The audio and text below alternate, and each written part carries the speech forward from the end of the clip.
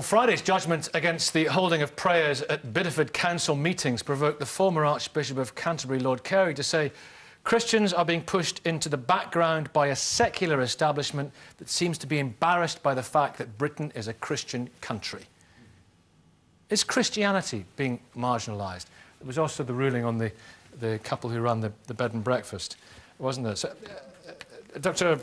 Evan Harris, why does an atheist at a council have the right to object to prayers, but an elderly Christian couple haven't got the right to object to two gay men? Well, they do have a right to object to two gay men, for a start. So what secularism is about ending religious privilege. It's not about whether people should not be religious anymore, but ending religious privilege and not allowing people in the commercial world or in public service to discriminate, either on the grounds of religion or against people on the grounds of sexual orientation or indeed gender. And indeed, you were mentioning apartheid earlier in South Africa, the Dutch Reformed Church used religious rights to say that there was a religious basis for racial discrimination. So what this is saying is that if people who are counsellors are religious and want to pray, pray before the meeting, pray at home, pray after the meeting, but don't summon all counsellors, this is what the ruling said, to a meeting where, as part of the formal agenda, they pray, or they have, you know, I don't know, they could have a religious service, or they could have singing the Internationale. All those things are out with the purposes of spending taxpayers' money on council business. Steve? So it's not, and you can't just say it's tradition, because there's lots of things that were traditional that we've said that are no longer... Steve. I agree with that. The question is not whether or not this is a Christian country, it's a question of whether or not the institutions of governance in this country should be explicitly tied to a particular religion, and in fact one church within that religion. Which we discussed last week. Exactly. You know, why not have a secular state? That does not affect the religious beliefs or practices. Rose, do you feel Christians are being marginalised? I do think Christians are being marginalised, and I want to underline that we are a Christian country. We're not a secular country. What does that mean? Are we a white country? Because there's more whites than anyone else. No. The The very foundation of who we are in Britain was formed on Christianity. I don't think that's right at all. It is right. Is that historically right? Disrespectful for the ancient Britons. Well, it impacts. It impacts in the last 2,000. It impacts on our laws. It impacts on our views.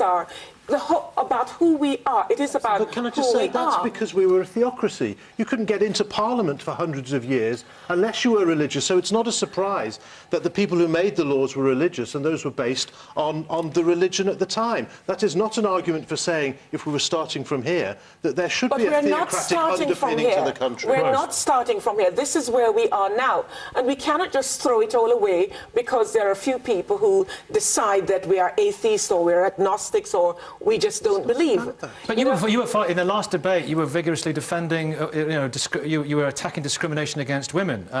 So what about this B&B couple? But I see this as discrimination against people. What about who are discrimination Christians? against homosexuals by Christians? But this is not about I don't believe we should be discriminating against homosexuals. So you agree with the court in that case? I do not believe we should be discriminating. Full stop. So do you agree with the court judgment that said that devout Christians, and no one doubts their sincerity, are entitled to their beliefs, but if they're running a commercial service, they can't have a sign saying no gays, just like you can't have a sign saying no gypsies or no blacks. Absolutely. You have to understand that there's a political... It wasn't a sign, they were just turned down. Well, it would have been more helpful to have a sign rather than have people schlep all the way to There is a level to be of turned away by the intolerance. innkeeper. Yeah. There is a level of intolerance that is growing in this country. Alan de Botton, is that right? I think it is important that those who are Christians should not be afraid to be Christians. Yeah. Okay. Yeah. Let's have a look. I think for listen. Let me give you a plug. You've written this book, Religion for Atheists. It's a contradiction in terms. Some say fascinating tome. Others say. But are Christians on the back foot in this country? Look, I think that no group has a monopoly on goodness, scepticism, tolerance, etc. And there is a branch of atheism led not far from here in North Oxford by somebody who asserts their views with such vehemence and has an army of followers who target Professor anyone... Dawkins? Professor Dawkins, who follows anyone who... I mean, I've been personally attacked simply on the basis of saying that religion is not all bunk. If as an atheist you say, I am an atheist, but religions haven't got everything wrong, you are in the firing line. And I think that must be wrong. You can't have a system where the right is only in the camp of one body. Tolerance...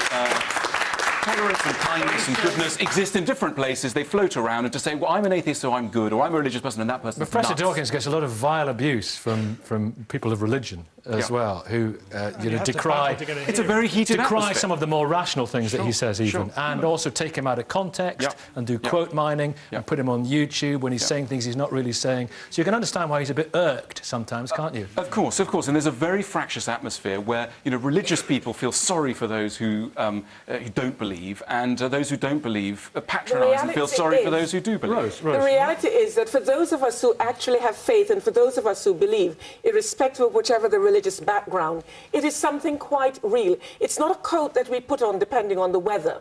It is who we are. And so to ask us not to want to pray, as the majority of that body in that particular place, I believe they voted twice. If they voted to sacrifice a goat. Oh, come on. It's no difference in principle. No one's saying that you cannot have your beliefs and that you cannot pray at home or when you get to the meeting, but just not have it as a formal part.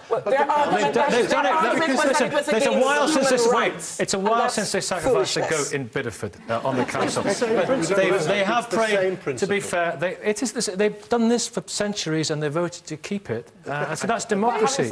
Animal sacrifice centuries, they burnt people at the stake for centuries. I'm not making that comparison, of course I'm not. The principle is that the state should not favour one religion. We don't have blasphemy anymore, which was opposed by many in the Church of England, saying that we should keep blasphemy laws. We should just have that separation. But the state in America, they have that separation. Okay, It's very vibrant. Over here, the church is established. We have a constitution that recognises Christianity in a unique way. And when I talk to my Muslim friends and Jewish friends, they are grateful for the umbrella of faith that we have in this country, because we are a country that takes faith seriously. And doesn't take non-faith seriously. Well, I think we respect atheists and agnostics that engage, and I think there's No, I'm not being patronising at all. Well, you're I really saying am that not, because the church is established, therefore it should have privilege. Why should the church have privilege? God doesn't demand privilege. I think I'm privilege. speaking de facto. It does have privilege. It has huge privileges. And it shouldn't. It should. No, because but most that's of the the way church's we're work organised. is with the underprivileged. Christina, just answer the question. Do you think Christians are marginalised in this country? No, I actually disagree. I think. do actually. Do you? Christina first. No, I'll get along the line, don't worry. In this instance, we are being marginalised. Yeah. And the neo-atheists and the aggressive ones, not Alan, but the aggressive ones... He's a nice atheist, isn't he? are trying to marginalise... Suicide atheists, they're very militant. Trying to marginalise Christianity. But I think I don't feel particularly marginalised when I speak to some of my Muslim and Jewish friends and they say, let me tell you about being marginalised. Okay. Are you a nice atheist or an aggressive atheist? I'm a nice atheist. I'm very friendly. I treat everybody equally. And what I'd say is what's being marginalised is not religion, but what's being marginalised, luckily, in modern society is sexism, is homophobia, is discrimination, is backwards myths and cults and superstitions. And it's right that they are marginalised. There's no doubt that Christianity has taken a back seat in this country because we now live, unfortunately, in my opinion, in an age of militant, aggressive secularism and atheism. And I think, because you're intolerant. Now, for example, take the Bideford example. Now, whether they're talking about the price of goat meat or about having the right to pray, it was a democratic decision. These guys want to have it both ways. Democracy when it pleases them and dictatorship when it doesn't. What do you think, sir? Well, I think we're at risk of muddying the waters if, from what I understand, Mr Justice Ousley's judgment was solely in respect of the Local Government Act 1972. It was anti-legislation. That's all it was. It didn't fit in with the legislation. Yeah. That's the reason why it shouldn't be on the agenda. I personally feel that if people do want to pray, I agree with what was being said by Evan there. It's something which should be a personal thing. You don't need to necessarily bring it into the public forum in that manner, in meetings and so on. Julia? A personal faith is nothing if you keep it private. It's got to have consequences in your behaviour. So to say you've got to keep it behind closed doors, you're telling Christians to say, you can pray at home, but don't you dare pray in public. No, I'm not saying that at all. What I'm saying is that religion is a personal thing. That's what I'm saying. And it's got to have public consequences. Of course it does, but that has consequences through, let's say, Bideford Council. Let's say that they have lots of interfaith work which takes place. That's a far more proactive way of ensuring that religion continues to play a very relevant part in modern life. By saying, let's pray before we continue our meeting, I'm not saying anything bad against prayer. Prayer is a good thing. What I am saying is that it isn't making it relevant to the constituents. With all the cuts, shouldn't local council be praying all they can at the moment? Quite possibly, yeah. Canon Mountford, you have people who attend your services who we've had them on this programme before. Yeah. They're Christian atheists or atheist Christians. They follow the teachings of Christ, but they don't believe in God. So that's an interesting area, isn't it? Well, there are many. Alison's not one of those, by the way. No. Clearly not. There are many shades of opinion and belief, and I think that belief and doubt always interplay with one another. And I met a lot of people who value the church for its community and its ethics and its sense of the aesthetic and beauty and the transcendence that comes from that, while not being able to subscribe to a traditional notion of a transcendent God. Doesn't mean to say that God is necessarily completely out of the picture as far as they're concerned. You might say that they're skeptics rather than atheists. But there are one or two who say, no, I'm going to stick to this Christian ethic, which I've discovered in my local church, which my children are involved with. They play instruments in the church orchestra. There's a great communal benefit, but I don't actually believe in God. And when I say, well, that can't be Christian ethics, then can it? So they follow the teachings of Christ? Exactly. And admire the teachings of Christ? Yes, but without that theology that goes behind it. Well, the one argument against that, which I've heard, is, but why would you admire if you don't believe that Christ was the Son of God, why admire the teachings of a man who said he was the Son of God? Well, did he say he was the Son of God? Did he? So he's either the Son of God or he's a guy going around saying he's the Son of God. In John's Gospel, yes. But I mean, I'm not saying that he's not the Son of God, right. But I'm saying that that's not the key issue. Here's an immensely You're astonished, Alison, aren't you? I am absolutely, pardon me for saying, gobsmacked. For the simple reason, how can this gentleman wear a clerical collar who purports to be a Christian minister? The glory of England. Yes. I just cannot understand it. It's Canon extraordinary. Mountford, you were saying? I was saying that in the case of Christian ethics, it's quite easy to find Jesus an immensely admirable person, a life of self-giving. He wasn't worried about money. He didn't get occupied with all the things that we're occupied today.